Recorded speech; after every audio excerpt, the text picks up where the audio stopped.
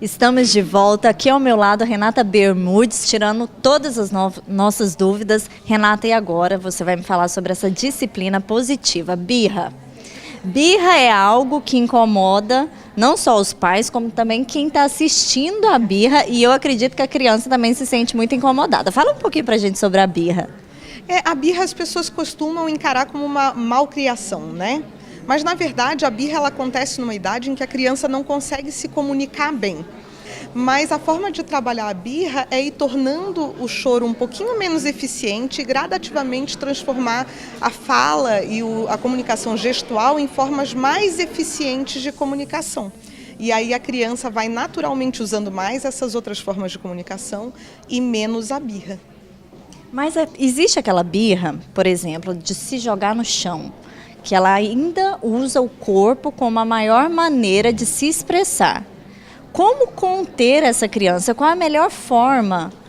Existe uma forma de conter, fazendo com que os pais possam, naquele momento, acalmar a criança?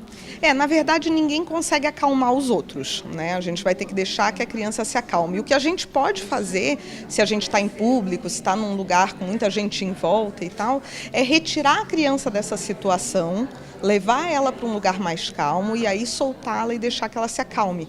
Assim como nos adultos, se você está com muita raiva e alguém fica tentando te dizer para parar, para se acalmar, para tudo, não vai funcionar com a criança. A gente acaba ficando mais nervoso, né? Cada um tem o seu tempo. E fazendo isso, a gente dá a chance à criança de desenvolver autocontrole, que é uma coisa que vai ser muito útil, o autocontrole e o autoconhecimento, ela saber o que ela está sentindo e como controlar aquilo. Se a gente faz por ela, ela demora muito para aprender. Então, a gente tem crianças de 8, 9 anos, às vezes fazendo birra de crianças de 3. Então, é muito importante deixar a criança desenvolver o mecanismo dela de controlar aquela raiva que ela sente. A consultoria familiar, você vai até a casa da família, passa um tempo com ela e vai auxiliando os pais nesse momento. Explica pra gente como é isso. As consultorias que eu acompanho residenciais, eu vou e passo 5 dias com a família, uma semana de segunda a sexta. Nesses 5 dias, eu observo o que está acontecendo, proponho para os pais algumas ações e ajudo os pais a colocarem essas ações em prática. Então, na verdade, quem faz o trabalho são os pais, né? Para que eles aprendam a lidar com aquelas dinâmicas que precisam ser mudadas. Normalmente não são coisas muito radicais, mas que fazem toda a diferença. O pessoal até diz assim, parece mágica, porque são detalhes.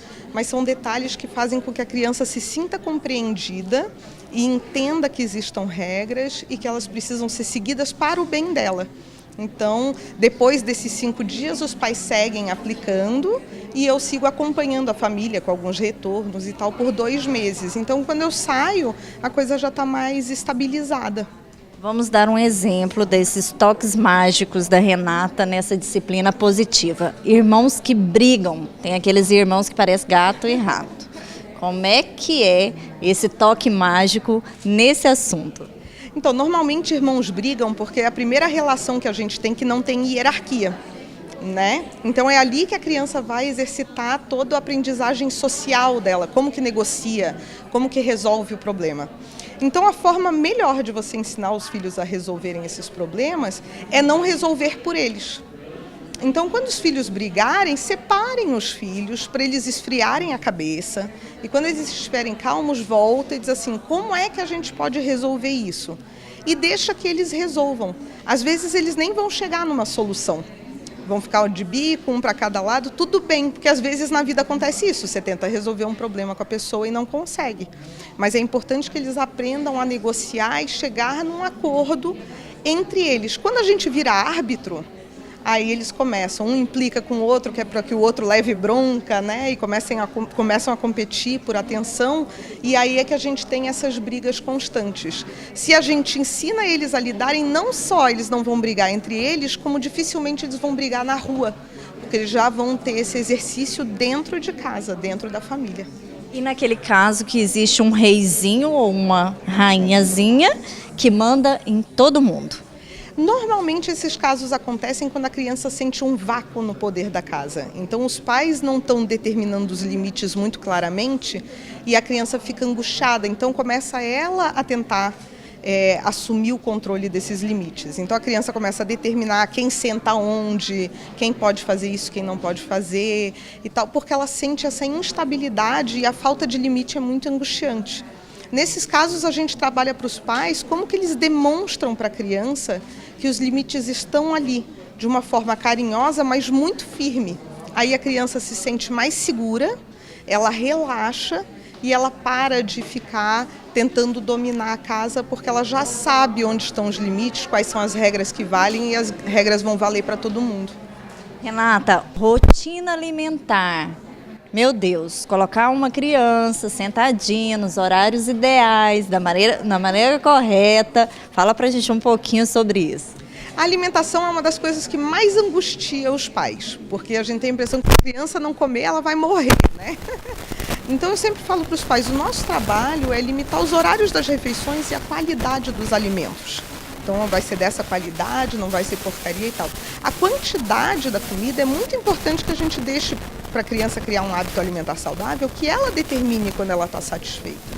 Então o grande segredo da alimentação é dar uma relaxada, no sentido de você bota comida, se a criança quis comer, come. Se ela não quer comer, você diz, amor, não quer mesmo? Posso tirar? Posso. Respeita. Quando a gente começa a respeitar a criança, ela aceita provar mais alimentos diferentes, ela come mais calma e ela não fica fazendo confusão na mesa. Transformar a refeição num momento agradável. E relaxar, porque a criança não vai fazer greve de fome, ela vai comer exatamente o que ela precisa. Renata, criar um filho é uma missão muito importante. Eu, como mãe de 4 filhos, tenho grandes experiências dentro da minha casa. Acredito que o seu trabalho como consultora tem ajudado muitas famílias e por isso eu gostaria muito de te agradecer por você ter nos concedido essa entrevista e poder ajudar tantas mães que estão nesse momento nos assistindo, mas eu quero te convidar para estar aqui no programa Mães e Filhos outras vezes. E olha, eu vou te fazer um convite especial, hein? Eu quero você lá em casa, porque o Miguel tem 1 ano e 9 meses ainda, acorda à noite e eu quero experimentar a Renata na minha casa, combinado? Combinadíssimo, é só me chamar. É isso aí, gente. No próximo bloco, depois da palestra da Renata, eu vou escolher alguns pais aqui que vão nos dar alguns depoimentos. Então não saia daí, a gente já volta.